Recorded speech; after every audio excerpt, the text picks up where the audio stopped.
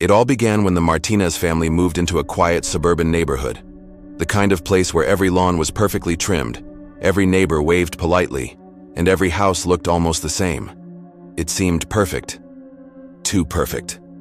From the very first night, strange sounds echoed from the house next door. At first, it was just a faint banging, like someone dropping heavy objects in a basement. David, the father, brushed it off. "Old houses make noises," he told his wife with a shrug. But Clara wasn't so sure. Night after night, the banging continued. It wasn't random anymore. Sometimes it sounded like chains dragging across a concrete floor. Other times, it was a steady pounding, like fists slamming against walls. Clara's unease grew. She would lie awake, staring at the ceiling, every sound crawling under her skin. Their teenage son, Alex, noticed it too.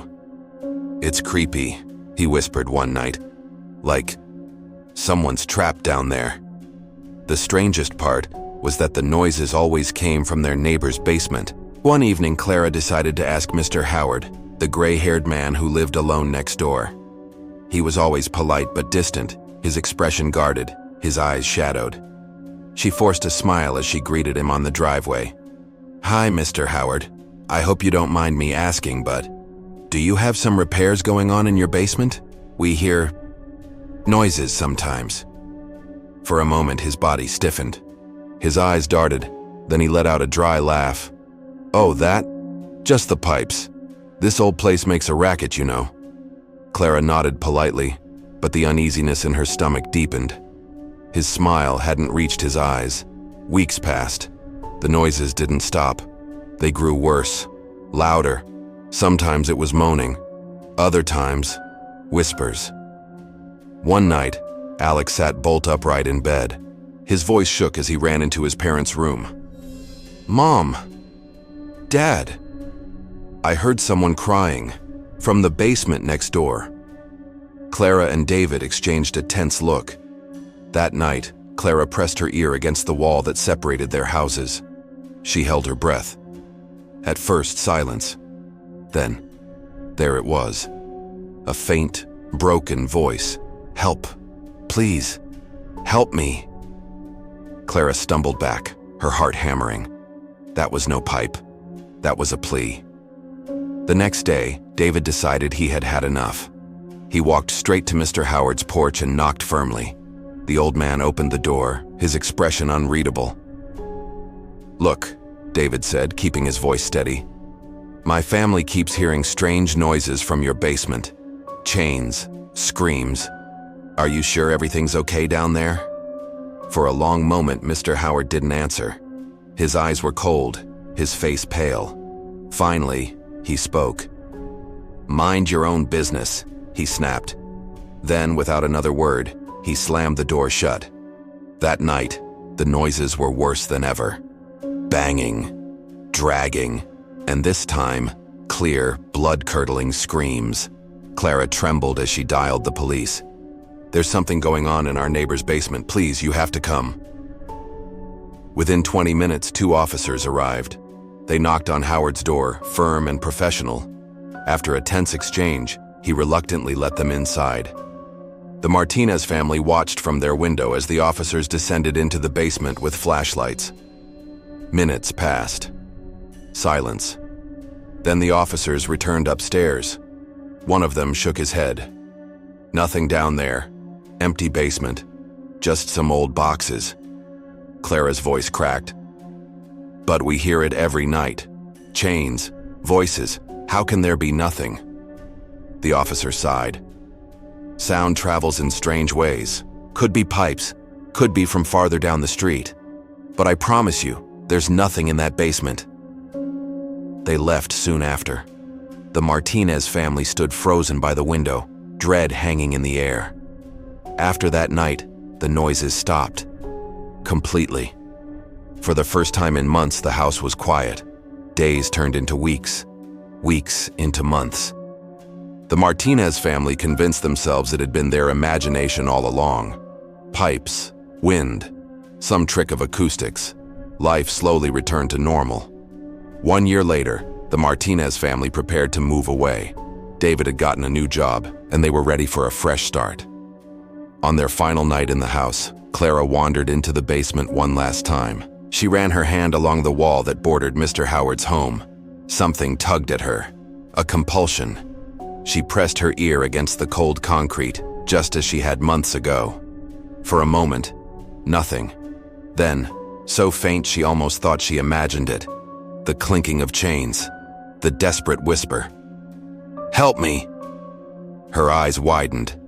A chill raced down her spine. She stumbled backward, heart racing, tears welling in her eyes. The next morning, they left without a word to Mr. Howard, without daring another glance at the house next door. But when the family moved away years later, the new owners swore they could still hear the chains rattling every night. It was the start of autumn when Lisa Turner, a 27-year-old teacher, moved into her new apartment. The building wasn't modern, but it had character. Tall wooden doors, narrow hallways that smelled faintly of dust and old carpet, and a wrought iron elevator that creaked every time it moved. To Lisa, it felt like a fresh start. After a rough breakup and leaving her parents' house, she was eager to live alone. Her new neighbors seemed normal enough. A young couple on the second floor, an old woman who always sat by the lobby window feeding pigeons, and a handful of quiet tenants she rarely saw. Only one detail unsettled her. Her apartment was on the 4th floor, and her front door stood directly across from another unit. Apartment 4B. But the landlord had told her, "No one lives there. Been vacant for years." The first few nights were uneventful. Lisa unpacked, cooked simple dinners, watched TV late into the night. But on the 4th night, just as she was drifting to sleep, she heard something. A faint knock. 3 sharp raps. Tap, tap, tap. She sat up, holding her breath. It was coming from across the hall, from the supposedly empty apartment. She waited, heart racing, but the sound didn't come again. Eventually, she convinced herself it must have been the pipes or maybe someone knocking on another door. She tried to sleep. The following evening, as she returned from work, she noticed something strange. A piece of folded paper had been slipped under her door. At first, she assumed it was junk mail, but when she picked it up, she froze. It wasn't an ad or a flyer. It was a note. In uneven handwriting, smudged as though written in haste, it said only 2 words. "Help me." Lisa's hands trembled. She immediately looked across the hall. The door of 4B stood silent and still, its paint chipped, the brass number hanging loose. She knocked hesitantly. No response. She knocked again, harder this time. Still nothing. Her heartbeat pounded in her ears as she slid the paper into her pocket and hurried inside her apartment, locking the door. That night she couldn't sleep. At 2 a.m., just as her eyes finally began to close, she heard it again. 3 knocks. Tap, tap, tap. This time louder. She sat upright, clutching the blanket, and then, faintly, she heard a whisper through the thin walls. A woman's voice, low, broken, almost pleading. "Please, let me out." Lisa covered her mouth to keep from screaming. She didn't dare open her door.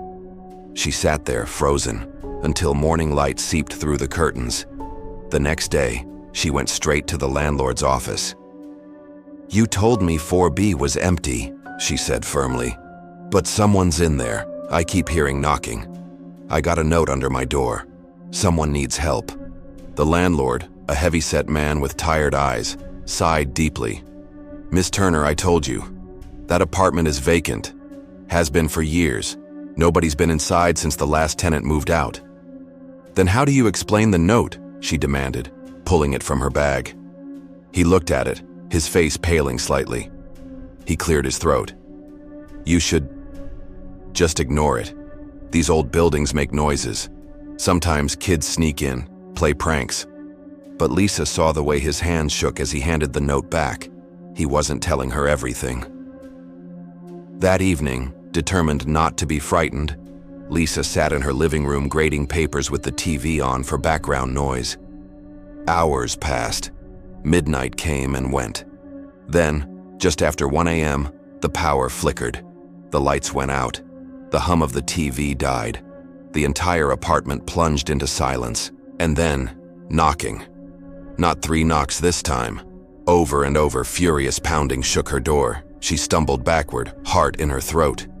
From the hallway, she heard the same desperate whisper, "Please, please help me."